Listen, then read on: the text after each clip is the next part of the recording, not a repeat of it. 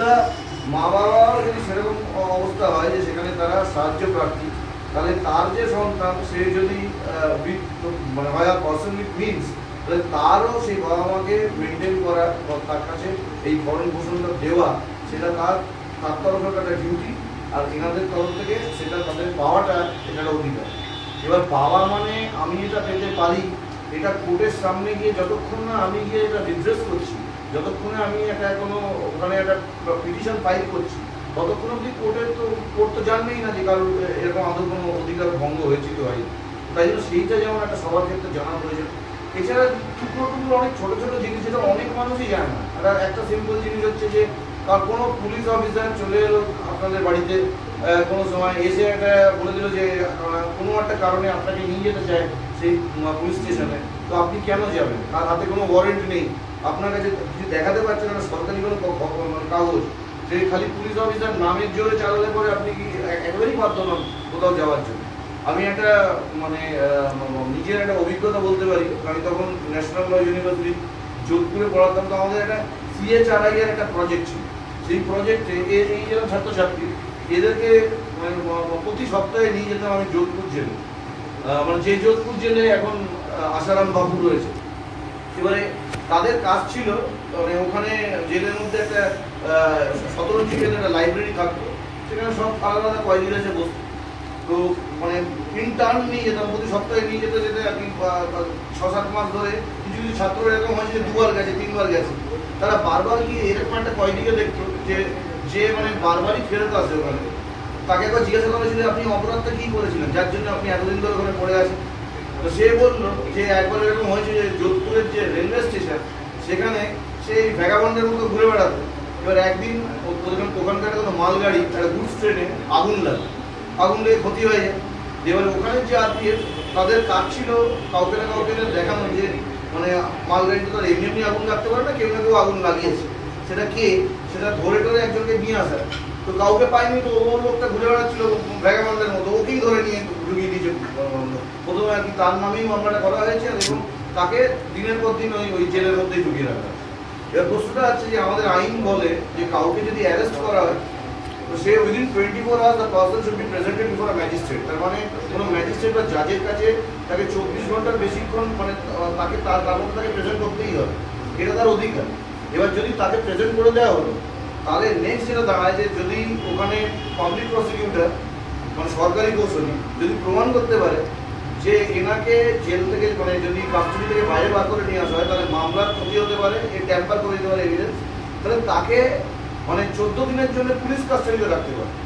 এবার যখন 14 দিন হয়ে গেল, যদি অপরাধটা হয় 7 বছরের নিচে, তাহলে ম্যাক্সিমাম সময় তাকে যদি জুডিশিয়াল কাস্টডিতে রাখতে হয় তাহলে জেল কাস্টডি যেটা বলে সেটাতে ম্যাক্সিমাম পিরিয়ড হচ্ছে মানে 60 ডেজ বলে, 60 দিন মানে 2 মাস। আর যদি দেখা যায় যে অপরাধটা যেটা হ্যাজ বিন অ্যালেজড সেটা দেখা যায় যে সেটা 7 বছরের উপরে তার সাজা আছে, তাহলে তাকে ম্যাক্সিমাম 90 ডেজের জন্য রাখা যায়। এগুলো হচ্ছে তার অধিকার। কিন্তু প্রশ্নটা হচ্ছে এই অধিকারগুলি ছাত্রগুলো আলাদাভাবে জানে, কারণ ওরা পড়াশোনা করছে এগুলো নিয়ে, কিংবা যেসব কৌশলী লয়ার যারা কোর্টে প্র্যাকটিস করে বেড়াচ্ছে তারা জানে। ডক্টর সৌম্যদীপ কুণ্ডু এখানে বহু বছর ধরে প্র্যাকটিস করেছে এখানে বারাসাত কোর্টে, ওনার বাবাও স্বনামধন্য কৌশলী ছিলেন, তো তারা জানে।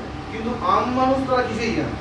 তাদের মধ্যে কেউ যদি ওখানে পড়ে থাকে তার ওই ভ্যাগাবন্ডার মধ্যেই অবস্থা হবে, মাসের পর মাস পড়েই আছে জেলের মধ্যে, অথচ অপরাধ সে কিছুই করে। এর প্রশ্ন যে নিজেকে যে সে নিজে ডিফেন্ড করবে, সে করবে এই করে কোর্টে, যে কোনো কোর্টে কিন্তু এই কথা মানে সুযোগ দেওয়া হয় না যে আপনি নিজের বিরুদ্ধে আত্মপক্ষ সমর্থনটা আপনি নিজেই করতে পারবেন না, আপনাকে একটা কৌশলী ধরতেই হবে। যদি না কিন্তু কোনো অ্যাক্ট বলে থাকে, যেমন ফ্যামিলি কোর্টস অ্যাক্ট আছে যেখানে কেউ চাইলে পরে নিজের পার্টটা সে নিজেই বলতে পারে জজ সাহেব, কিন্তু নিজের কথাটা যে সে বলবে আগে তো তার অধিকারটা তার নিজে জানতে হবে, তবে না সে কিছু বলবে। যদি অধিকারই না জানলো তাহলে সে বলবেটা কি? এবার আমাদের যে আলাদা আলাদা অধিকারগুলো দেওয়া আছে সেই অধিকারগুলো কিন্তু খালি মানে একটা পুরো শ্রেণীকে আলাদাভাবে দেওয়া নেই। ভারতবর্ষের সব শ্রেণীর মানুষ they are directly been given this rights. মানে আমি যা যা বলে গেলাম অধিকাংশ এগুলো সব ক্রিমিনালের তরফে বললাম, মানে ফৌজদারি পার্ট। আর সিভিলেও প্যারালালি অনেক আলাদা আলাদা রাইট আছে। একটা তো প্রশ্ন আছে যে আপনাকে মানে এই যে ডিএলএস এর কথা বললাম, আপনি যদি বিনামূল্যে একজন লয়ারকে সাথে পান তাহলে আপনি নিজেকে অ্যাটলিস্ট মানে কোনো মামলা যদি আপনার বিরুদ্ধে হয়ে থাকে সেই মামলাতে তো আপনি কাউকে রিপ্রেজেন্ট করবার একটা সুযোগ দিতে পারেন।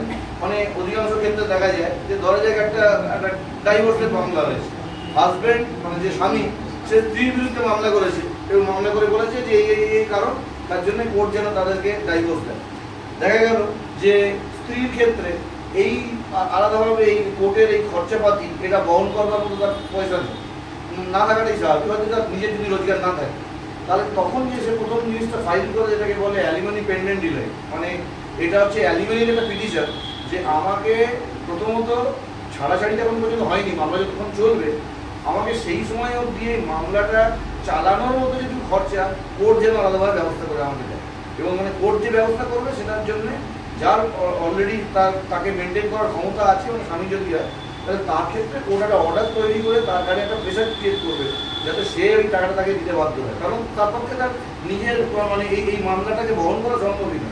মামলা শেষে গিয়ে দাঁড়াবে যে সত্যি সত্যি সে ডাইভোর্সটা হবে কি হবে। এটা গেল দেওয়ানির দিক, মানে আমি এত আগেরগুলো ক্রিমিনাল বলে গেলাম, মেনটেন্যান্সের পার্টটা খালি ক্রিমিনাল, কিন্তু একটা যদি যে কোনো ডাইভোর্সের মামলা হয়, বিচ্ছেদের মামলা হয়, সেই মামলাটা কিন্তু সিভিল। বা অনেক সহজে আমাদের দেখা যায় যে খুব কমন কোর্টে যেগুলো দেখা যায় সেটা হচ্ছে এই বাড়িওয়ালা ভাড়াটের মামলা। এই মামলাগুলো হয় বাড়িওয়ালা অধিকাংশ ক্ষেত্রে তার শক্তি প্রয়োগ করে চেষ্টাই করে যে ভাড়াটাকে যদি এখান থেকে খেলিয়ে দেওয়া যায় খুব ভালোই হয়।